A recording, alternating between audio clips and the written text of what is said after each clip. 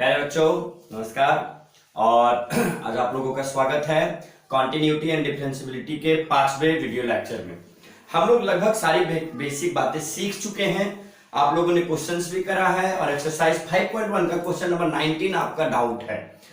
इससे पहले कि हम 19 नंबर डाउट को क्लियर करें, हम रिकॉल करेंगे concept of greatest integer function. आपको याद होगा कि ग्रेटेस्ट इंटीजर फंक्शन को इस तरह से रिप्रेजेंट करते हैं और ग्रेटेस्ट इंटीजर फंक्शन में एक्चुअली फंक्शन की वैल्यू वो इंटीजर होती है, वो ग्रेटेस्ट इंटीजर होती है जो कि या तो x के इक्वल हो या फिर x से जस्ट लेस देन हो, है ना। जैसे आपसे किसी ने कहा 0.1, इसकी वैल्यू क्या हो जाएगी 0। इस इंटीजर से ठीक छोटा या फिर इस इंटीजर के बराबर का ग्रेटेस्ट इंटीजर। आपसे किसी ने कहा 2.3 तो यहाँ पे 2 हो जाएगा। आपसे किसी ने कहा 3.2 तो यहाँ पे 3 हो जाएगा। इंटीग्रल पार्ट लेते हैं, परंतु -1.2 कहा तो -1.2 से ठीक पहले ठीक छोटा सबसे बड़ा इंटीजर कौन होगा, तो डेट इज -2। इस तरह से हम ग्रेटेस्ट इंटीजर फंक्शन को लेते हैं। आप 11th क्लास में पढ़े होंगे इस कॉन्सेप्ट को, मैं बस रिकॉल करा रहा हूं। यानी हम कह सकते हैं कि भैया ग्रेटेस्ट इंटीजर फंक्शन की वैल्यू 0 होती है कब, जब x की value greater than equal to 0 but less than 1 हो। ये -1 होती है कब, जब x की वैल्यू लेस देन 0 हो और ग्रेटर देन इक्वल टू -1 हो। इसी तरह से ये 1 होगी कब, जब x की value greater than equal to 1 हो बट लेस देन 2 हो। और ये सिलसिला ऐसे ही चलता रहेगा। हम इसके अगर ग्राफ को देखें, आपको याद होगा। चलिए हम यहां लेते 0, ये हमारा x एक्सिस, ये रहा हमारा y एक्सिस।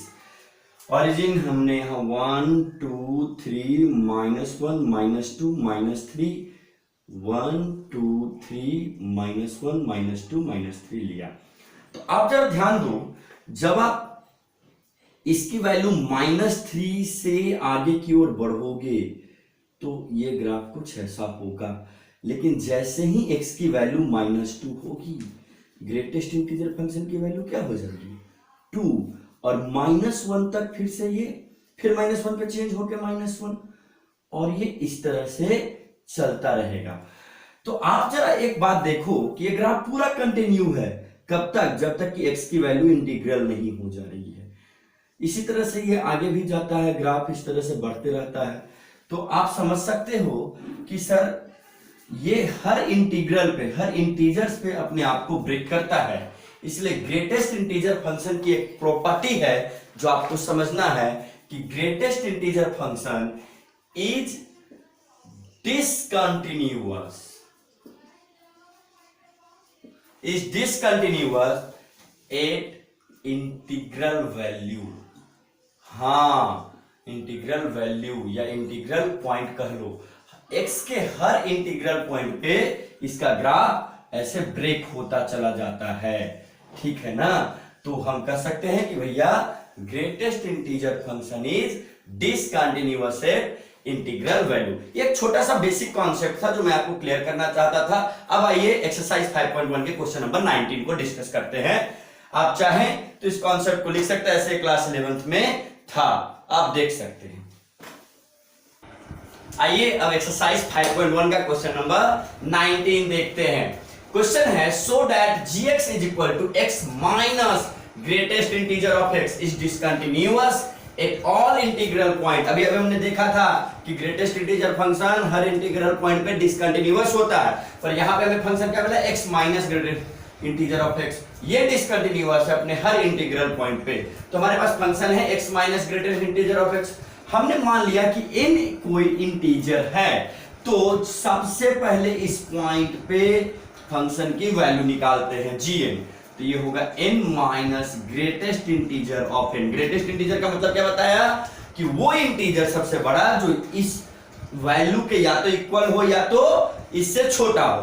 तो इसके इक्वल जब इंटीजर होगा तो खुद होता है, छोटा होने में उस पर ठीक पहले वाला इंटीजर लेते हैं। तो भैया ये तो खुद इंटीजर है, इसलिए यहां बाहर कौन निकल के आएगा n, और n माइनस n तो मोर गया रे बाबा, और हमें gn की वैल्यू क्या मिल गई 0। यानी कि हमारा left hand limit, right hand limit और ये वैल्यू सेम आना चाहिए, तो ये वैल्यू तो जीरो हो गया, यानी हम लोग का लेफ्ट हैंड लिमिट और राइट हैंड लिमिट की वैल्यू भी जीरो आनी चाहिए, तब तो इंटीजर पे ये कंटिन्यूअस होगा, वरना ये डिसकंटिन्यूअस हो जाएगा। तो चलिए हम लेफ्ट हैंड लिमिट निकालते हैं। नाउ लेफ्ट हैंड लिमिट के लिए हम क्या लिखेंगे, limit x tends to n minus gx, और इसको हम लोग लिखते हैं limit h tends to 0 gn minus h। अब h टेंड्स टू 0, देखिए x के बदले हम क्या लिखने वाले हैं सर, अपन लिखेंगे n minus h minus greatest integer of n minus h। तो ये लिमिट h टेंड्स टू 0, ये तो n माइनस h रह गया। अब यहां कॉन्सेप्ट मैटर करेगा।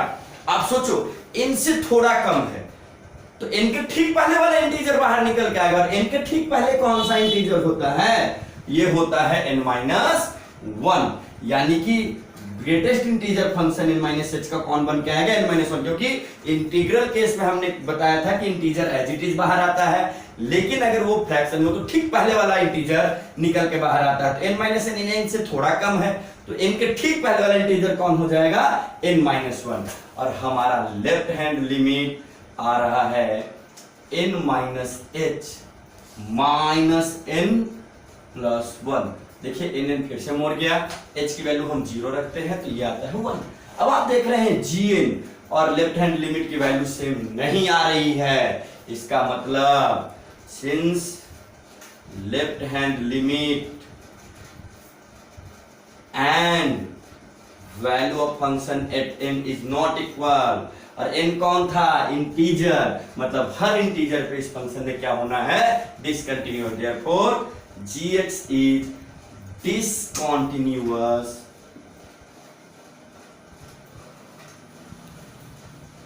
for every